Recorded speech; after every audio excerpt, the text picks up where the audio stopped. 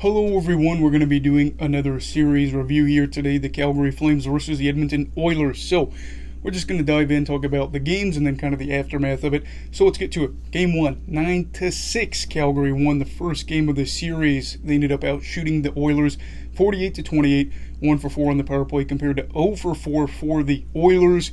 Kind of some notable things here. Calgary took a 3-0 lead in the game. Mike Smith got pulled. Calgary was unable to take a 5-1 lead. Then the Oilers ended up, having things go their way, scored 5 of the next 6 goals to tie up the game before 3 unanswered goals by Calgary sealed their first and only win of this series as they took a 1-0 series lead and were part of the highest scoring playoff game in nearly 30 years. So, Game 2, the Oilers responded back 1-5-3. Shots were even, 40-40.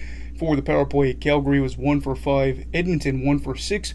Notable things here, Calgary took a 3-1 lead in the game, then blew it. Kind of something you would see again in this series, and that was kind of a theme as Edmonton rattled off 4 unanswered goals to win the game. Duncan Keith and Leon Draisaitl had 3 points apiece in this game as well as the Oilers evened up the series 1-1. Game 3, 4-1 Edmonton, shots 41-33 in the Oilers' favor.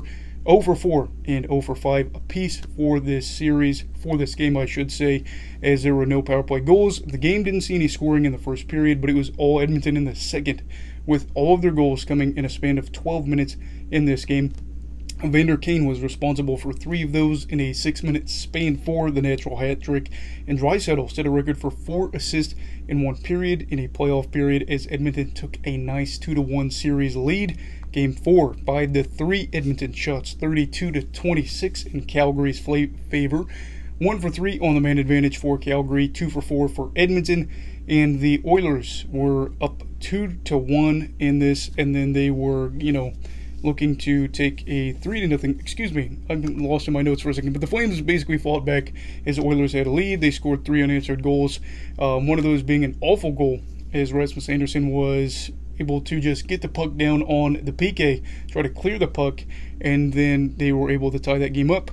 Kind of felt like maybe, just maybe, that was a karma that the Flames needed to regain their momentum in this game in the series. But Ryan Nugent-Hopkins earned that hope and then scored the eventual game winner with about 3.5 minutes left as Vander Kane got an empty net goal and the Oilers took a massive 3-1 series lead.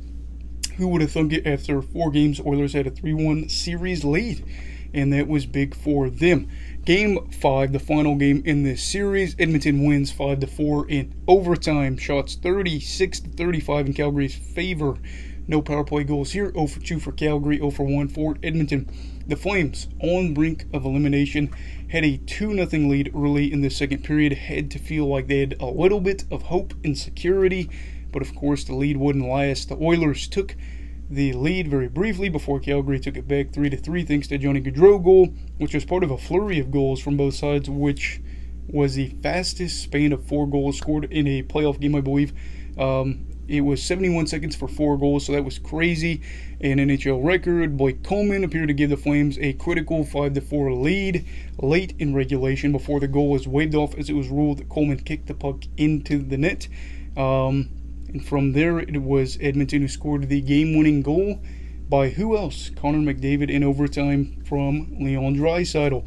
So for Calgary, they are headed to the offseason, unfortunately for them and their fans, as they have to be fuming about how the season ended in such frustrating fashion. I know on social media especially, I saw a lot of Flames fans fuming about that call, but there was also people that kind of were understanding. I understand that it's frustrating, but you also have to remember, looking back at this, they won Game 1, and then Games 2 through 5, they lost all of them.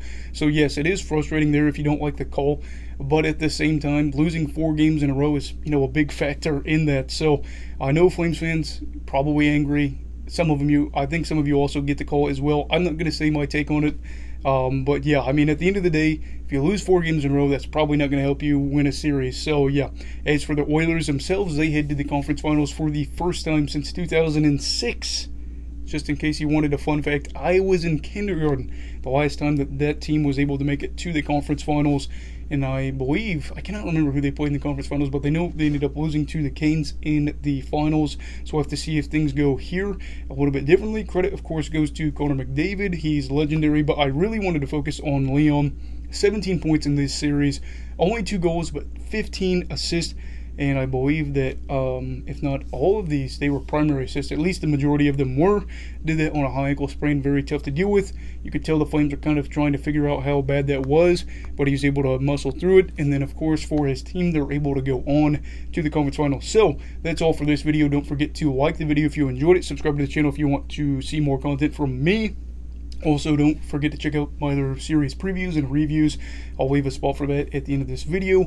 Also, for the people that are normally here and you're wondering why I didn't do it last night, yesterday was my wife's birthday, and, you know, family comes first compared to the channel. Of course, I want to put out videos, but, you know, if it's her birthday, if it's Christmas, stuff like that, I'm obviously going to put us first because, you know, I love this channel, but obviously I don't want my marriage to fall apart or anything like that. So everybody stay safe, have a great night, and you go Falky, alright?